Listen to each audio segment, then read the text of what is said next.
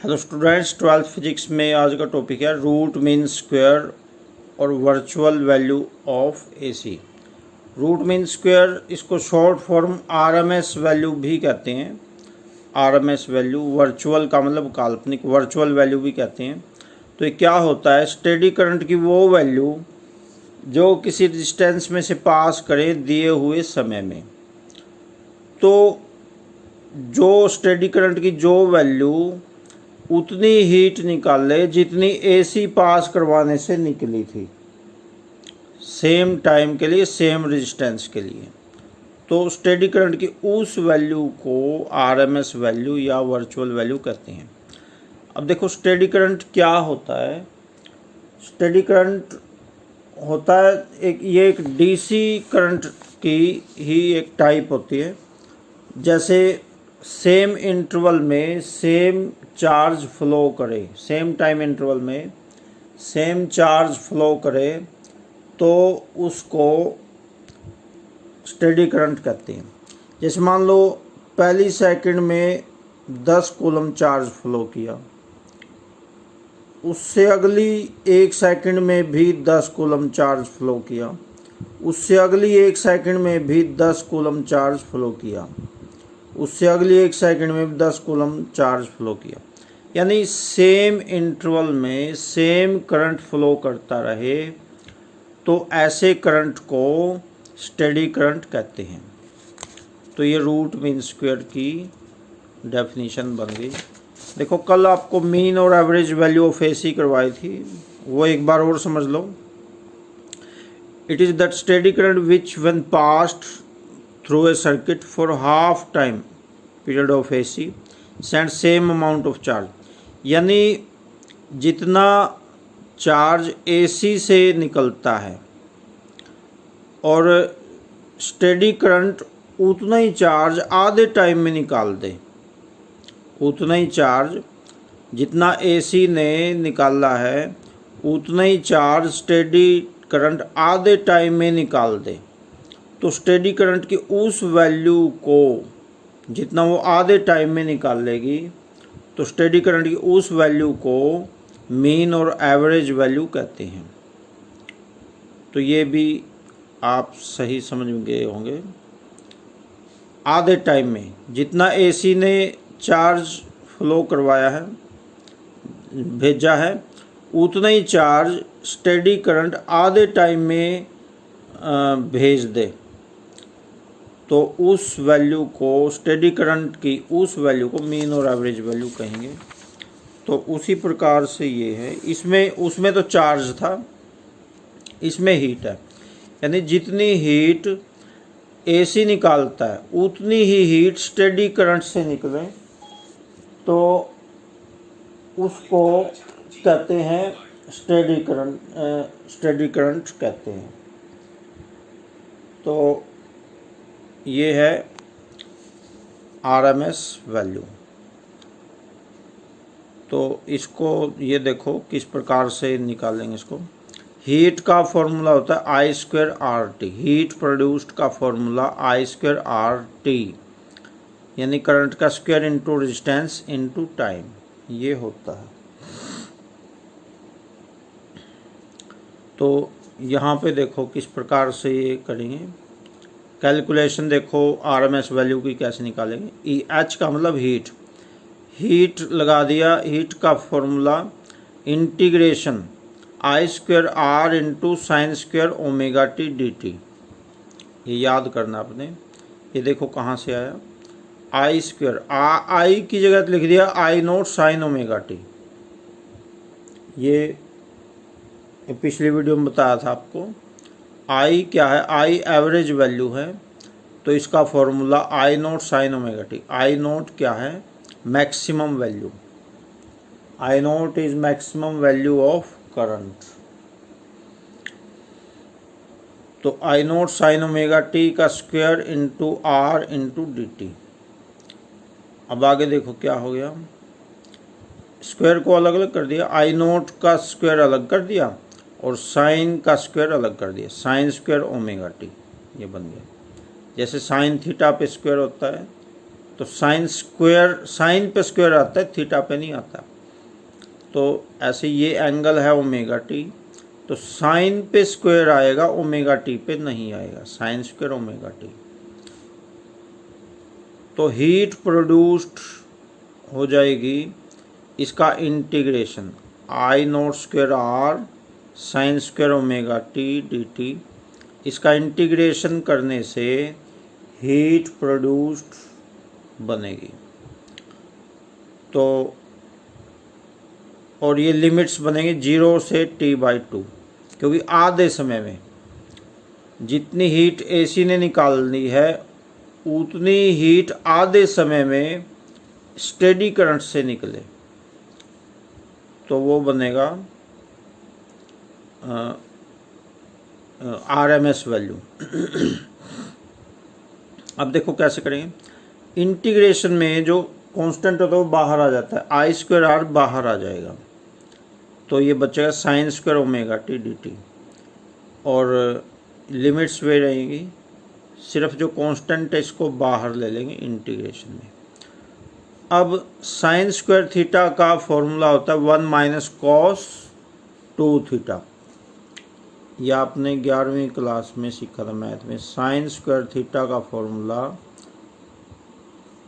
2 sine square का होता है, 2 साइन स्क्वायर थीटा का होता है 1 माइनस कॉस 2 थीटा, ये होता है। तो अगर साइन स्क्वायर का चाहिए तो ये जो 2 है ये बटे में आ जाएगा, sine square theta is equal to 1 minus cos 2 theta upon 2, ये आ जाएगा। तो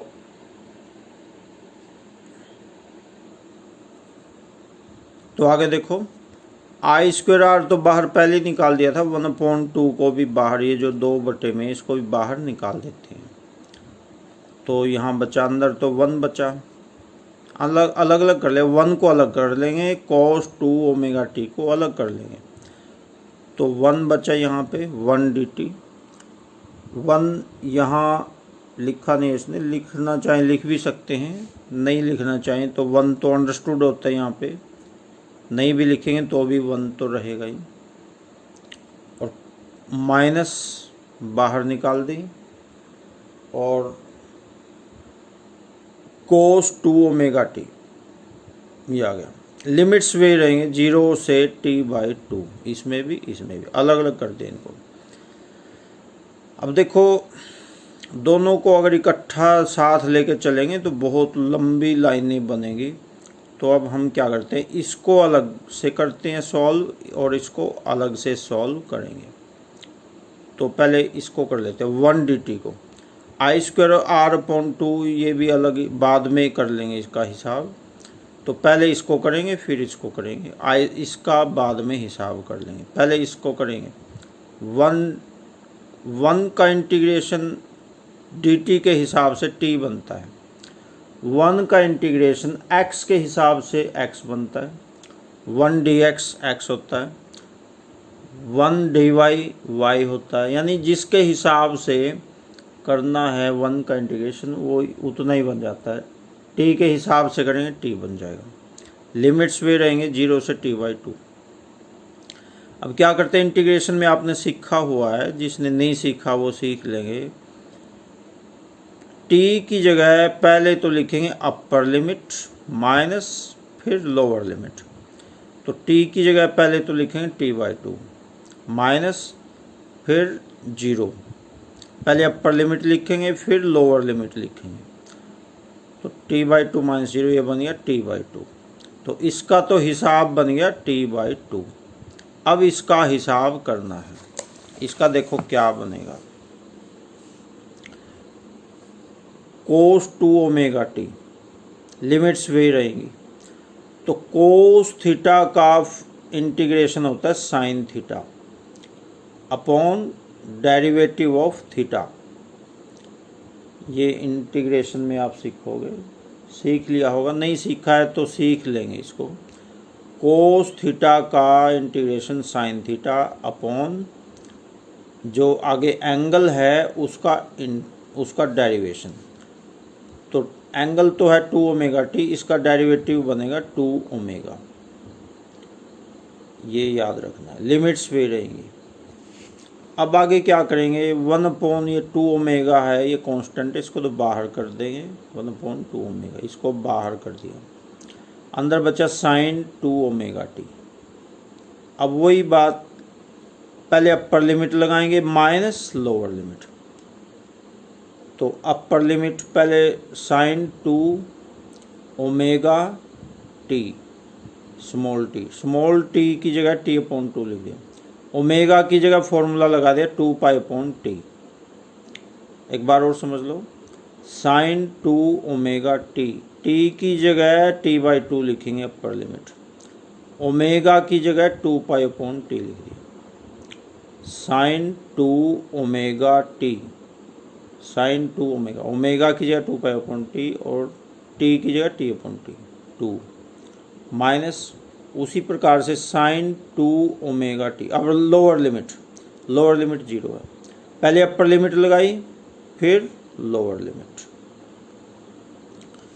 तो 1/2 ओमेगा। देखो अब t से t कट जाएगा, 2 से 2 कट जाएगा, सिर्फ 2π जिंदा बचेगा यहाँ पे, बाकी सारे मर जाएंगे, 2π बचा है, माइनस ये तो सारा ही 0 हो गया, 0 से मल्टीप्लाई होके 0, और साइन 0 भी 0 ही होता है, साइन 2π भी 0 होता है, साइन 2π की वैल्यू भी 0 होती है, सारे ही 0 बन गई। तो ये कंप्लीट जो सिस्टम है टोटल 0 बन गया इसका तो बन गया 0।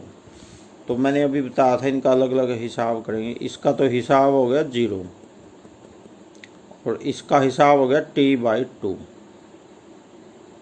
बताया था ना अलग अलग करेंगे, इसका तो हो गया t/2 और इसका हो गया 0। इसमें इंटीग्रेशन आनी चाहिए, इंटीग्रेशन जिसको नहीं आती उसको नहीं आएगा ये टॉपिक समझ में।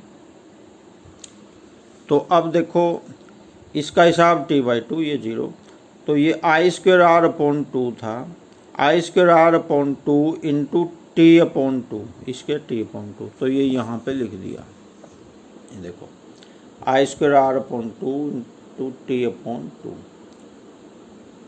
तो ये बन गया I²RT/4 बन गया। अब देखो I ये H है जो हीट प्रोड्यूस्ड कैसे बनेगी, हीट प्रोड्यूस्ड का फॉर्मूला देखो, IV वर्चुअल वैल्यू है, तो डेफिनेशन से हीट प्रोड्यूस्ड का फॉर्मूला बनेगा IV²R इंटू t/2, यानी आधे टाइम में जितनी हीट निकालेगा वो उसकी RMS वैल्यू बनेगी या वर्चुअल वैल्यू। तो ये याद रखना आपको ये वाला। तो एक इक्वेशन ये बन गई, एक ये बन गई, दोनों हीट प्रोड्यूस्ड की हैं। तो हीट प्रोड्यूस्ड का एक फॉर्मूला तो ये हो गया और एक ये हो गया, तो दोनों फॉर्मूलों को इक्वल रख देंगे, इक्वेशन 2.10 एंड 2.11, तो दोनों इसको और इसको इकट्ठा कर देंगे, इकट्ठा रख दिया इसको। तो यहाँ से देखो t/2 से t/2 कट जाए, जो कट लायक है वो कट जाएंगे, तो IV² आ जाएगा I²R, R से R कट जाएगा, देखो t/2 से t/2 कट जाएगा, R से R कट जाएगा, क्योंकि IV की वैल्यू चाहिए, IV के साथ जो कुछ उधर जाएगा, R ऊपर उधर जाके नीचे बैठेगा और कट जाएगा, t/2 उधर जाके नीचे कट बटे में बैठे और इससे कट जाए, तो हमने इसको पहले ही काट दिया। तो IV² = I0² आ गया, तो IV आ जाएगा I0/√2, ये 2 पावर उधर जाके अंडर रूट बन जाएगा, तो I0² का अंडर रूट तो हो गया I0 और 2 का अंडर रूट हो गया √2, तो ये बन गया IV यानी वर्चुअल वैल्यू, RMS वैल्यू भी इसको कहते हैं, IRMS द्वारा भी इसको लिख सकते हैं, इसको बॉक्स में डाल देना है, I0/√2।